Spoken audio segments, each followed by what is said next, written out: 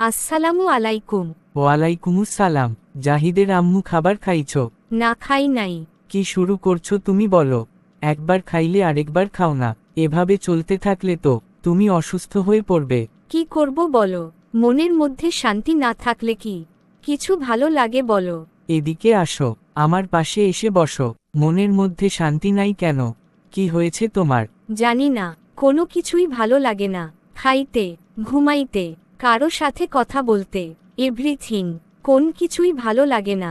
তোমাকে কি আর বলবো বলো? এই যে তোমাকে বলি যে 5 ওয়াক্ত নামাজ সঠিক সময় আদায় করো। তুমি তো নামাজেই পড়ো না। তুমি 5 ওয়াক্ত নামাজ সঠিকভাবে আদায় করে দেখো। তুমি যত বাজে পরিস্থিতিতেই থাকো না কেন, নামাজ পড়লে তোমার মনে অনেকটা শান্তি পাবে। বুঝতে পারছি। তাহলে তুমি আল্লাহকে সন্তুষ্টির কাজে লেগে যাও। তোমার মনে শান্তি রাখার দায়িত্ব আল্লাহ তাআলা নিয়ে নিবেন। তখন এমনও অবস্থা হতে পারে যেমন এক চোরের মতো। কি বললা? চোরের মতো মানে? মানে একটা চোরের ঘটনা তোমাকে শোনাই, তুমি শুনলেই বুঝতে পারবে। এক বাদশাহ ছিলেন, তার ছিল এক পরমা সুন্দরী কন্যা।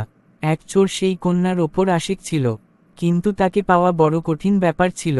ঘটনাক্রমে একদিন সে চুরি করার উদ্দেশ্যে বাদশার ঘরে প্রবেশ করল।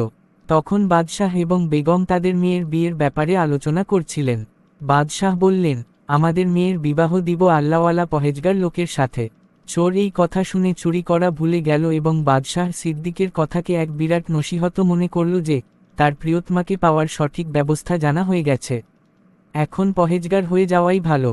বাদশার ঘর থেকে বাহির হয়ে সে এক মসজিদে গিয়ে বসল এবং রাত দিন আল্লাহর ইবাদতে মশগুল হয়ে পড়ল। ফলে তার খ্যাতি চারিদিকে ছড়িয়ে পড়ল যে একজন খুব বড় দরবেশ এসেছে। আর এদিকে বাদশাহ তার শাহজাদির বিবাহের জন্য পরহেজগার পাত্র খোঁজার জন্য লোক লাগিয়ে দিলেন। পহেজগার পাত্র খোঁজার জন্য চারিদিকে লোক ছুটল। অনেক খোঁজাখুঁজির পর অবশেষে জানা গেল যে অমুক মসজিদে এমন এক আল্লাহওয়ালা আছেন যার চেয়ে অধিক মুত্তাকি সারা দেশে আর একটিও নেই। সুতরাং বিশেষ ব্যবস্থাপনায় বিবাহের পয়গাম নিয়ে বাদশার দূত তার কাছে গিয়ে হাজির হল। কিন্তু চোরের কাজ ততদিনে সারা হয়ে গিয়েছিল। আল্লাহর ইবাদতের শান্তিতে তার অন্তর এত ভরপুর হয়ে উঠেছিল যে রাজকন্যা এবং 7 রাজ্যের ধন তার কাছে তুচ্ছ মনে হতে লাগল। সে দূতকে বলল, আপনারা যান, আমার সময় নষ্ট করবেন না। তো এই ঘটনা থেকে কি বুঝলে?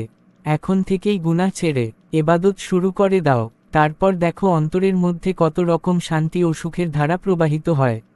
আল্লাহ পাকের ইবাদত এমন এক আশ্চর্য জিনিস যে অনিচ্ছা সত্ত্বেও যদি তা সম্পন্ন হয়ে যায় তবে তার সুখানুভূতির কোন শেষ নেই, বুঝতে পারছ?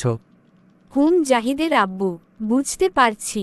হ্যাঁ আমার ভালোবাসার বন্ধুরা, তোমরাও আল্লাহ তায়ালার সন্তুষ্টি অর্জনের কাজে লেগে যাও। দুনিয়াতেও শান্তি পাবে, আখিরাতেও শান্তি পাবে। আর এই ঘটনা থেকে তোমরা কি কি শিক্ষা পেলে অবশ্যই কমেন্ট বক্সে জানিয়ে যাও।